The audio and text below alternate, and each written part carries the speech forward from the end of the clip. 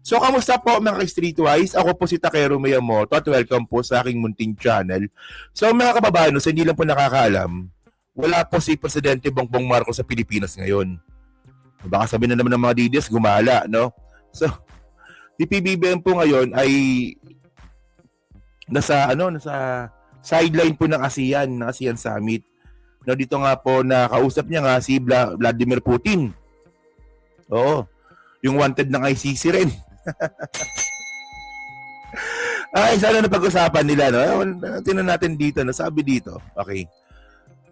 Putin shake hands with Marcos, no? President Ferdinand Bongbong Marcos Jr. and Russian President Vladimir Putin attend a meeting on the sidelines of the Russia-ASEAN Summit in Kazan, Russia on June 17.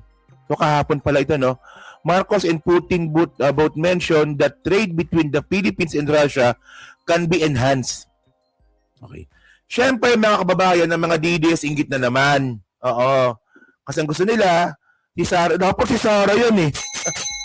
Alam niyo, pag si Sara yun nandito, nakakahiya.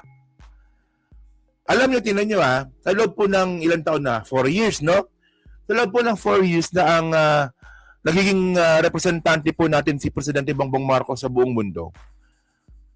Sa aking palagay, no, ano yan bilang isang presidente, no, kapag yan hinarap mo yan sa ASEAN Summit, hinarap mo yan sa UN Summit, no, ibig sabihin, no, ng presidente, siya yung nagre-represent ng bansa. Diba? So para sa akin, napaka-decente ni PBBM na ang ganda sabihin, no, ang sarap sabihin na kaming mga Pilipino, ito ang presidente namin, siya yung representante namin sa ASEAN. Eh kung si Sara kaya? Si Sara kaya magiging proud kaya tayo na siya yung iharap natin sa buong mundo? Nakakahiya, men. Hindi marunong mag-English, hindi marunong mag-Tagalog, hindi marunong gumawa ng speech nang walang binabasa. Nakakahiya. Alam niyo, nagtataka ako sa mga bobong mga DDS. Bakit hindi ninyo makita yung kakulangan ni Sara bilang isang politiko? No? Isa ito sa kakulangan ni Sara. No? Bobo sa communication skills. Ang bobo sa comprehension skills. Tapos may putok pa. So tingnan niyo to Okay. So, ito. Okay. Ito naman tayo. Ayan, okay. So, ngayon, yung mga DDS, mga kababayan, syempre, inggit ang mga DDS. Wala silang makitang mali. Ngayon, naghanap ng mali. No? Ito ngayon, yung video na sinasabi nila ng mga DDS, na pinagtawanan daw ni Putin si PBBM sa meeting. Oh. So, ito yung video. Tinan nyo, Hindi ko alam kung anong mali dito, Oh. Ito.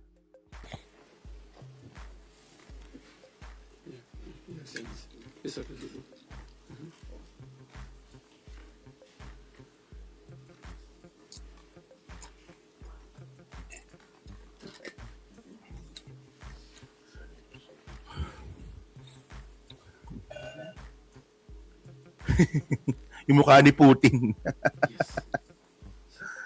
Ayan, Alam nyo, sabi ng mga bobong mga DDS, si Bangag bobo, si Bangag tanga.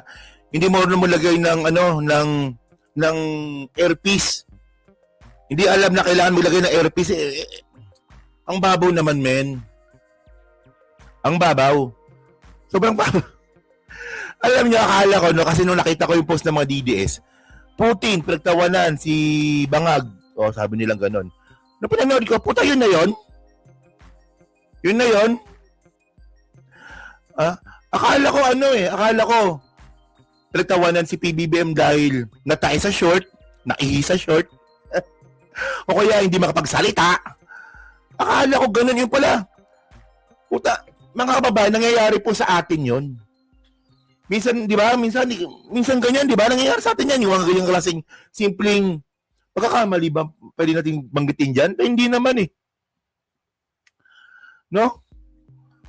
Ano ko ba? Pati ba naman yan? Pagtatawanan pa ng mga DDS, sobrang babaw. Ang babaw ng... Ano ko ba? So ngayon, tinan nyo ito yung ito yung video ni PBBM na nasa na ba tayo? na nagsasalita siya.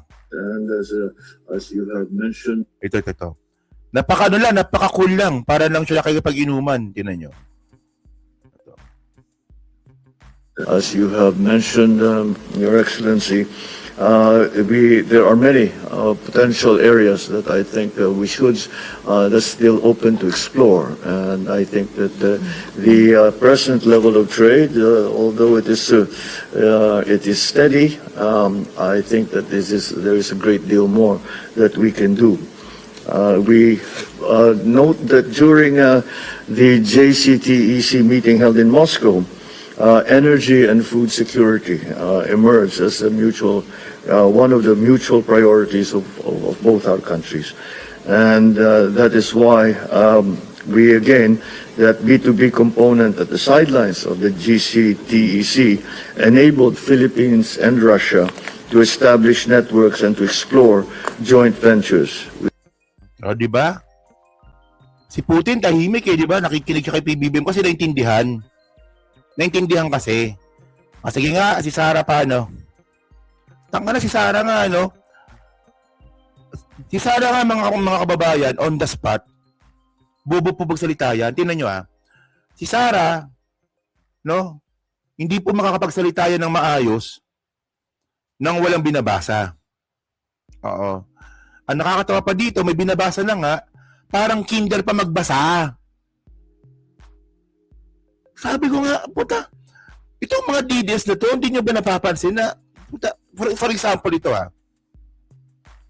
tungkol sa pandesal, malaman napanood nyo na itong pandesal na to tingnan nyo to Ito napanood nyo na to Ito greetings lang to sa World Pan, sa Pandesal Day. Puta, greetings na nga lang mga kababayan, hindi pa nagawa ng tama. World Pandesal Day sa inyong lahat. Ang pandesal, paborito ko, hindi siya hindi siya ordinaryong palaman. Ang pinaka-paborito ko na palaman is yung cheese whiz, tapos yung daing, bulad sa Bisaya. Puta, ganitong tao, iharap nyo kay Putin. Sige nga, di ba kayo naiya mga DDS, mga tanga? Tandaan nyo, sabi ko nga kanina, di ba? Kapag ang presidente po natin, hinarap po natin yan sa buong mundo. For example, nga sa mga summit, di ba? Ano yan ito yung sinasabi natin sa buong mundo na ito presidente, yung presidente namin, yan ang representative namin. Yan ang kumakatawan sa Pilipinas. Pag si PBBM yung tinulak mo dyan, alam natin na disente. Di ba?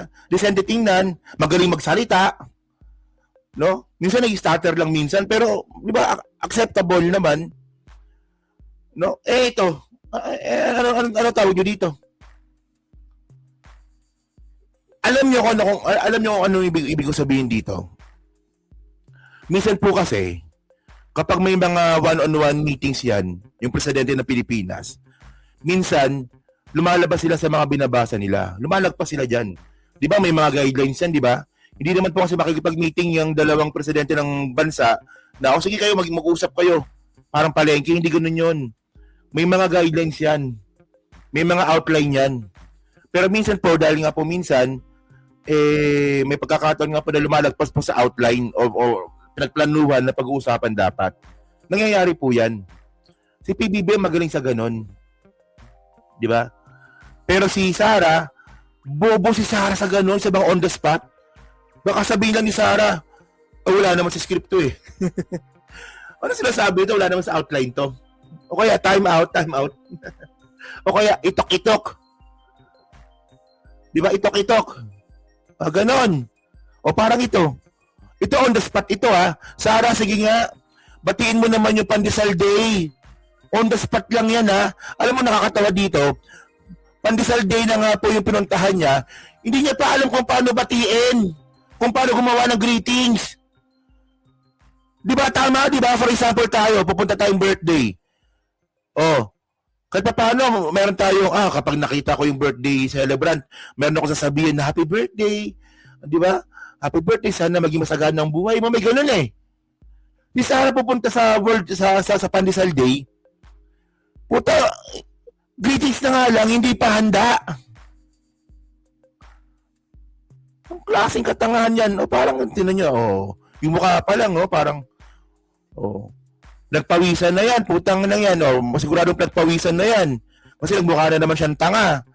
O malamang inisip ni Sarah, ay bumumbuan na nabuka na naman akong tanga. O nagpawisan na naman yung kilikili niyan. O may putok na naman yan. O sige.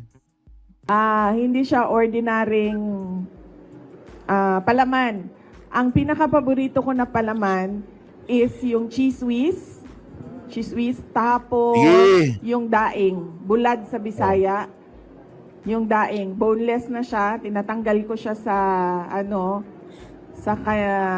sa mga buto, tapos nilalagay ko siya doon sa Tanga, tinik. Putang ina nilang tinik. Tinik ang tawag doon sa Tagalog. Presidente ng Pilipinas, mga DDS, bobo mag-Tagalog. Puta. Yung isda ba may buto? Anong klaseng? Yung isda ba may buto? Tagalog na nga lang, bobo pa. Paano pa sa English? Ay, buto? Puputa mo ka na akong tanga dito. Nagpapawisan na naman ako. May putok na naman ako. Ay, tinik pala yun. Hindi kasi, alam nyo kung anong ibig ko sabihin dito. Nakakahiya po ang Pilipinas kapag si Sara po naging presidente ng Pilipinas, sa totoo lang. Ako, mahihiya po ako na pag nakita ko si Sara na nandun sa ASEAN Summit na may ambush interview tapos nagmukhang tanga. Ito nakakahiya yun. Pero yung mga DDS, mga kababayan, wala silang pakialam dun. Wala silang pakialam dun. Kasi nga, kulto eh.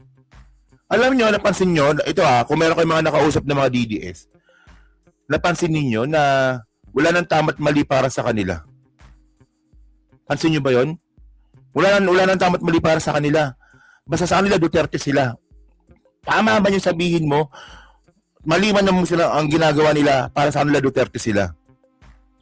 Kulto nga ang ibig sabihin ng kulto. Kulto. Di ba? So yun pero good job po kay PBBM po, no, dahil nga po na represent niya ang Pilipinas ngayon, no, diyan po sa ASEAN Summit.